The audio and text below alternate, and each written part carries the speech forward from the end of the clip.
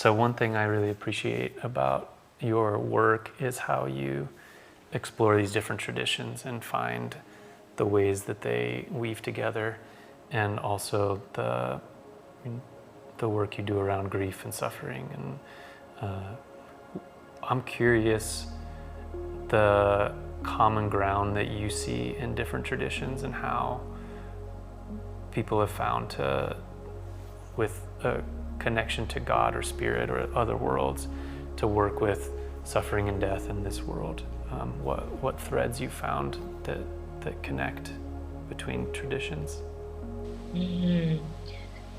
Yeah, everywhere I look, I almost only see connection between, especially the mystical essence of all the world's religions. But in the realm of death and dying and grief and grieving, I would say that the probably core, I don't even want to call it belief, but wisdom, wisdom that I see in all the traditions is the awareness that we belong to each other, that everybody suffers and will suffer, and that our own experiences of loss have broken our hearts open so that we have the capacity for greater compassion, where we experience our felt sense of interconnection. I'll use myself as an example. When my daughter died, for those of you who are not familiar, Jenny was 14. She died in a car accident, so there was no preparation. It was very sudden and very traumatic for me. And for those of us who loved her, she was just gone. And at first, I felt like I was so special. I was walking around the world with this garment of, I am a bereaved mother. Nobody fuck with me. I am the only one who has ever felt such anguish. I mean, I didn't think that intellectually, but emotionally, that's how it felt. And eventually, not long after that day, that night that Jenny died, I don't know, a few days later, when I was wailing on the floor of my living room, I suddenly had this experience of being surrounded by other mothers everywhere, all over the world. Jenny died in October of 2001. So it was a little like 6 weeks after 9/11. And there was this feeling that the world was on fire with communal grief, and that the US was striking Afghanistan and Iraq, and there were mothers in the Middle East that were losing their children every day.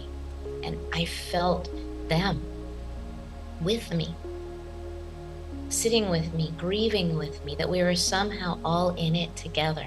And then I could see that this was going to go into the future too. And then it went far into the past, and then all around the world in this moment. And that sense of sisterhood changed everything. It's like I got something was stripped from my eyes, and I was able to glimpse it. And it never went away. I've never again felt special in that sense.